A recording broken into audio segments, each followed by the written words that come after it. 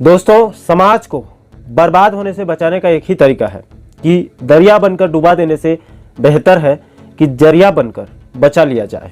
नमस्कार दोस्तों, मैं हूं आपका दोस्त लोकेश साहू और आप देख रहे हैं लोकेश छत्तीसगढ़िया यूट्यूब चैनल। दोस्तों, जैसे कि आप सभी साथियों को पता है कि इस वक्त प्रदेश में राजस्थान के तर्ज पर पुरानी पेंशन को बहाल कर दिया गया है और इसकी प्रशासनिक प्रक्रिया भी लगभग पूरी हो चुकी है।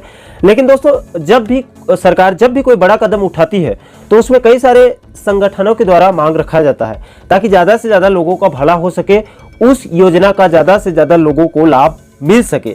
और यही हाल पुरानी पेंशन के साथ भी हो रहा है। दोस्तों, इस पुरानी पेंशन बहाली में तमाम शिक्षक संगठनों द्वारा, उनके बड़े बड़े नेताओं के द्वारा सरकार से मांग रखी जा रही है। इसी कड़ी में सबसे पहले छत्तीसगढ़ टीचर्स एसोसिएशन के प्रदेश अध्यक्ष संजय शर्मा जी ने मांग रखी थी कि जिन शिक्षकों की या फिर जिन कर्मचारियों की 20 वर्ष की सेवा अवधि पूर्ण हो जाता है तो उनको 50% पेंशन का लाभ मिलना चाहिए। इसको मैंने अपने कल के एक वीडियो में भी आप लोगों को विस्तार पूर्वक बताया था।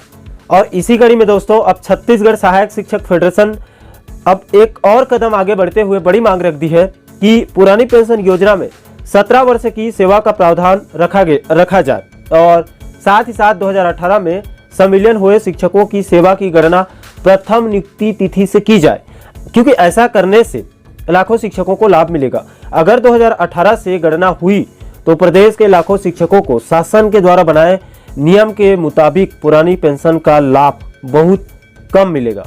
दोस्तों, छत्तीसगढ़ सहायक शिक्षक फेडरेशन ने पुरानी पेंशन बहाली को लेकर के शुरू से यह कहा है कि पुरानी पेंशन लागू हो तो यह विसंगति युक्त न हो जाए, इसके प्रावधान ऐसे हों कि सर्वहितकारी हो, यानी सभी को लाभ मिले। इन्हीं सब बातों को ध्यान में रखते हुए छत्तीसगढ़ सहायक शिक्षक फेडरेशन ने पुरानी पेंशन हेतु किए गए सम्मेलन में भी भाग नहीं लिया था। आपको पता होगा, मुख्यमंत्री का सम्मान हुआ था, उसमें फेडरेशन नहीं गया था, बाहर था। छत्तीसगढ़ सहायक शिक्षक फेडरेशन का स्पष्ट रुख है कि जो हमारे साथी अभी वर्तमान में 2-3 वर्षों में रिटायर्ड हो जाएंगे, उनके लिए स्पष्ट नीति की घोषणा की जाए। सहायक शिक्षक फेडरेशन मांग करता है कि शिक्षकों को भी प्रथम नियुक्ति से गणना कर उनको लाभ दिया जाए। हमारा सर्विस बुक, जो कि हमारे सेवा का आधार है, प्रथम नियुक्ति से ही संधारित है।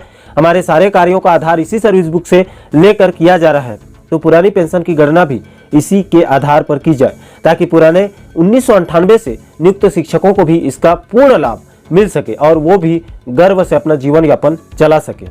इसके अलावा राज्य और केंद्र का अपना अपना अलग पेंशन नीति है। छत्तीसगढ़ में सीधी भर्ती में अधिकतम 45 वर्ष है स्थानीय निवासियों के लिए, तो इसे ध्यान में रखा जाए तो अधिकतम आयु में नियुक्त कर्मचारी 17 वर्ष सेवा करता है।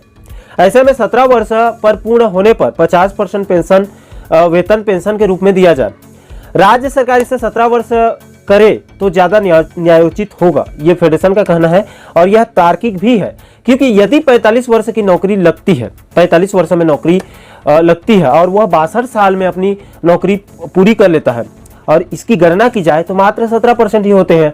अब यदि 33 वर्ष की बाध्यता हो तो 50% वेतन के लिए तो उसे 45 साल में नियुक्त कर्मचारी को 50% वेतन नहीं मिल पाएगा, जो कि कहीं से भी न्यायोचित नहीं दिख रहा है।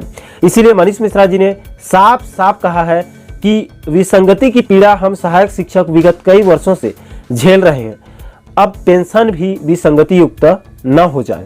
तो दोस्तों, ये है पूरी खबर। क्या प्रदेश के कर्मचारियों को और शिक्षकों के लिए 17 वर्ष की सेवा गणना पुरानी पेंशन के लिए मांग करना उचित है और क्या इसका लाभ वाकई में हजारों लाखों शिक्षकों को और कर्मचारियों को मिलेगा और क्या ये छत्तीसगढ़ सहायक शिक्षक फेडरेशन की मांग बिल्कुल सही है?